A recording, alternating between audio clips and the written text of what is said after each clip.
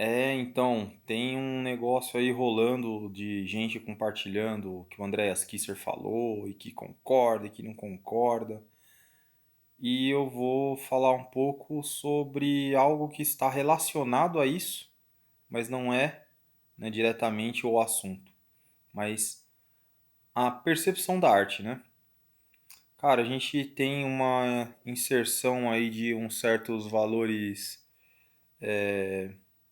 subjetivistas, né, relativistas aí para o final, sei lá, do século XIX, aí início do século XX, né, que fez com que toda uma percepção escolástica de arte mudasse assim de uma hora para outra, né?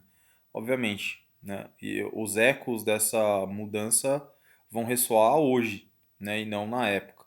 Até porque a época você tinha talvez, sei lá, uma nobreza intelectual ou uma nobreza no fazer artístico muito mais consolidada do que se tem hoje, né? E isso não é por falta de, sei lá, de organização, não é por falta de material, não é por falta de conhecimento, até porque qualquer um tem acesso a qualquer coisa simplesmente segurando um aparelho desse que eu tenho na mão. Então, cabeças eram diferentes, percepções eram diferentes, né? E por que que eu estou falando isso? Bom, o que que é ser artista? Qual é a ideia que você tem sobre artista? Você tem essa ideia de que o funk sustenta o artista? O que que é arte? Uma coisa que eu lembro na faculdade é que uma das matérias lá era a história da arte, né? E eu fiz faculdade de design. Então, assim, o professor falava de história da arte para, né, nos colocar no caminho da história do design e blá blá blá blá blá blá. E uma das questões que ele mais fazia pra gente, ele começou o ano fazendo, mas ao longo do passar dos anos ele trouxe talvez uma resposta, mas uma coisa um pouco mais concreta para que nós consolidássemos a nossa própria resposta. O que é design? Design é arte? Se nós pegarmos simplesmente uma tradução livre aí para design, é alguma coisa que faz com que você resolva um problema, né? Então você vê uma pessoa que se diz designer hoje, um designer de interior ou alguma coisa assim, um designer industrial, né? Um designer gráfico, o que que ele se propõe a fazer? Arte. Ele resolve problemas, né? E aí, bom, enfim, né? Tem as escolas de design e tal. Uma delas foi a Bauhaus, que quis fazer com que a estética do design ficasse em um segundo plano. Deveria se dar mais valor justamente à usabilidade, à, à funcionalidade daquilo que se construía, em detrimento da, da sua estética, né? Salvo engano, beleza? Então não me martirizem aqui, mas que eu me lembro era isso. Então, se a gente pega dentro desse conceito, o que é design? Design é arte? Não, porque a arte ela se propõe a ter um lugar de transcendência além daquilo daquilo que é material, daquilo que é produto, né? A arte pode ser vendida, a arte pode ser considerada um produto, a arte pode servir e pode ser condicionada a um produto, mas um produto não é arte, né? As duas coisas não são ao mesmo tempo, não são correlacionadas, elas não são intrínsecas. A arte, ela tem essa coisa de transcender o tempo, né? Ela tem a, essa força motriz de ser uma coisa que não tem a visão do agora ou do amanhã ou do passado. Ela é uma coisa realmente transcendental, certo? Então, quando pediram lá, encomendaram a Capela Sistina. Ah, putz, nossa, é um produto, é um serviço, blá blá blá. Sim, mas quando foi encomendado aquilo, o objetivo do artista não era só realizar mais um trabalho.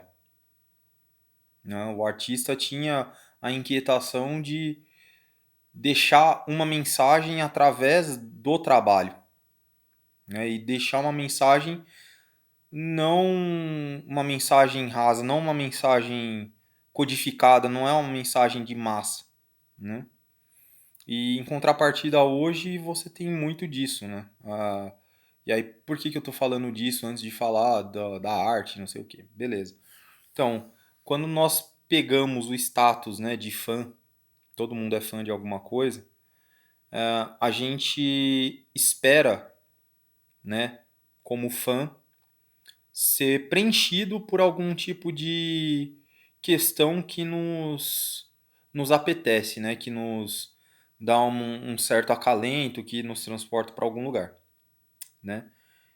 E você fazer com que alguém preencha esse lado emocional, esse lado talvez que seja um pouco menos racional, mas totalmente sentimental, faz daquela pessoa não mais um artista, porque ele deixa de perseguir o transcendental, ele deixa de perseguir aquilo que talvez ele pensasse ao produzir alguma coisa que perdurasse por gerações e gerações, né? Algo que inspirasse por gerações e gerações, mas faz com que ele produza algo simplesmente para preencher um determinado nicho de comércio. E aí eu pergunto para você, jovem, isso é arte? Isso é um produto, né? Então, acho que a gente precisa pensar um pouco mais antes de sair só esbravejando e dando opinião sobre tudo quanto a gente vê por aí, porque pensar eu não sei se a gente gosta tanto, né? Gastar energia sobre aquilo que é complexo, que pode ter uma variabilidade aí, né, de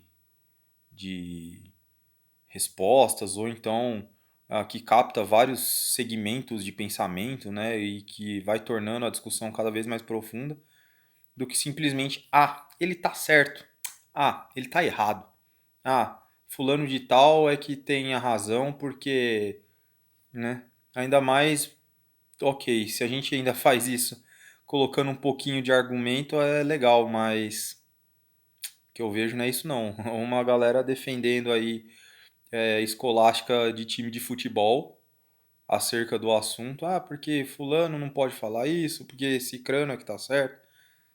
E não pega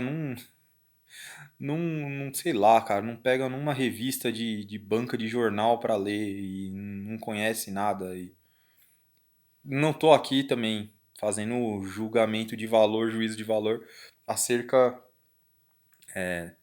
de outras pessoas, né? Assim, pelo menos não diretamente, não queria fazê-lo diretamente, mas não tem como, né? Acaba se fazendo necessário, em vista de que eu tô talvez não, mas deixando uma crítica aqui, né? Pelo menos deixando uma reflexão. Então, cara, né, vamos discutir com mais profundidade as coisas, né? Vamos tentar perceber um pouquinho melhor como formar cada um dos nossos argumentos e baseado em fatos, né? E não baseado com o fulano falou mas isso nem existe e o fulano falou supondo que, né? Então, se é uma suposição, obviamente ele está criando uma ilustração para tentar resolver aquilo que ele externa enquanto pensamento, mas, né? A galera gosta de atacar, gosta de treta. Então, não seja esse tipo de pessoa, jovem.